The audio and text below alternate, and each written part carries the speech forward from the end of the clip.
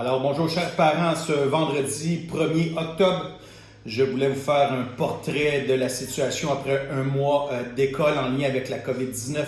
Alors pour vous mentionner que ce dernier mois nous a amené au total 7 cas de COVID, tous selon la santé publique, après avoir fait étude, provenaient de l'extérieur, c'est-à-dire que la source même de contagion n'était pas l'école. Alors d'où l'importance pour moi de vous rappeler là, que c'est bien important lorsque vous voyez que votre enfant a certains symptômes en lien avec la COVID-19. Je peux les répéter à nouveau, mais vous les connaissez sûrement. Température, congestion nasale. On nous amène également là, des problèmes ressemblant à une gastro, c'est-à-dire maux de cœur, diarrhée, etc. Alors tout, bien sûr, si votre enfant a ces symptômes, merci de le garder à la maison, de prendre un bon 24 heures, de voir la situation. Si la condition s'améliore grandement, à ce moment-là, vous pouvez retourner l'enfant à l'école. Sinon, bien sûr, bien important d'aller lui faire passer un test de dépistage. Vous avez sûrement entendu parler là, dans les derniers jours que nous avons obtenu maintenant à l'école des tests de dépistage rapides. Alors, je voulais vous faire un petit portrait de ces tests-là. Vous comprendrez que ces tests-là font en sorte que le but premier est de faire que l'enfant demeure à l'école et ne quitte pas pour aller à la maison. Vous comprendrez que lorsque M. Claude, notre agent COVID, prend connaissance de l'état de santé de votre enfant, nous avons un questionnaire à remplir. Bien sûr, il prend sa température. Par la suite, vient me voir et à partir de ce moment-là, je prends la décision de dire on retourne ou non l'enfant à la maison.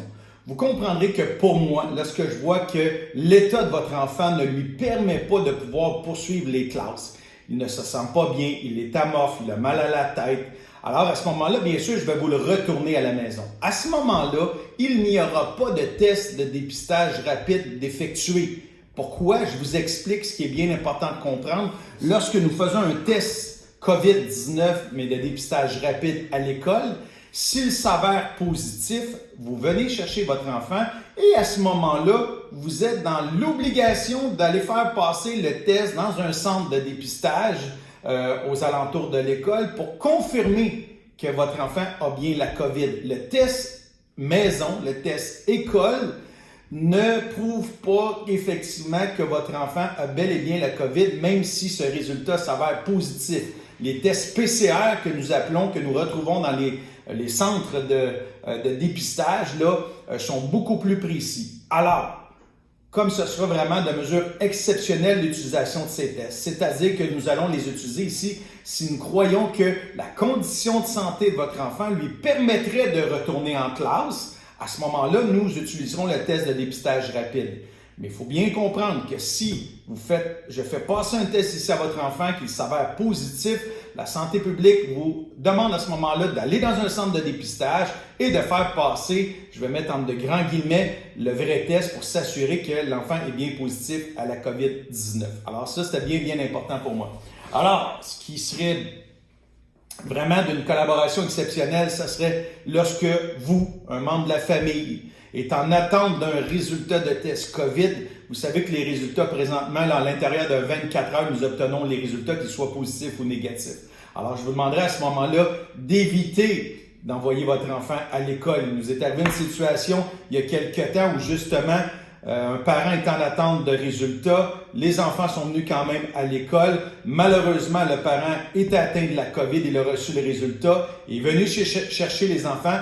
Mais trop tard, malheureusement, les enfants étaient également atteints de la COVID et là, on s'est mis à contaminer certaines classes. Alors, merci de votre grande collaboration. Je comprends que ça cause des désagréments, mais pour un petit 24 heures, des fois, on vient de sauver quand même la propagation dans l'école 1 et de faire en sorte que plusieurs élèves devront quitter l'école là, dû à des contacts avec cet enfant. Autre message important. Hier, le ministre de la Santé annonçait que dorénavant, pour les élèves du préscolaire, le port du masque sera obligatoire, non pas dans la classe, mais dans le transport scolaire. Donc, si votre enfant utilise l'autobus, dès lundi prochain, il se devra de porter un masque dès son entrée dans l'autobus le matin. Alors, fournissez-lui un masque. À ce moment-là, il entrera dans l'autobus et ce que moi je ferai, c'est qu'en fin de journée, je lui donnerai un nouveau masque lui permettant de retourner à la maison et par la suite pourra le remettre là, pour le lendemain matin. Donc, vous n'avez que uniquement celui de lundi matin à lui fournir. Par la suite, l'école s'occupera de lui fournir un masque le soir, nouveau masque pour le départ de l'école vers 15 heures. Il peut le réutiliser pour rentrer le lendemain matin dans l'autobus et nous irons de cette façon-là. Alors, merci de votre grande collaboration. Alors, toujours dans l'incertitude, je vous conseille fortement de garder votre enfant à la maison, de contacter la santé publique ou de nous appeler ici à l'école et on sera en mesure à ce moment-là de vous donner les bonnes indications. Alors, sur ça, je vous souhaite un excellent week-end et puis je vous transmets de plus en plus d'informations dès que nécessaire. Merci à vous et bonne santé à toute la famille.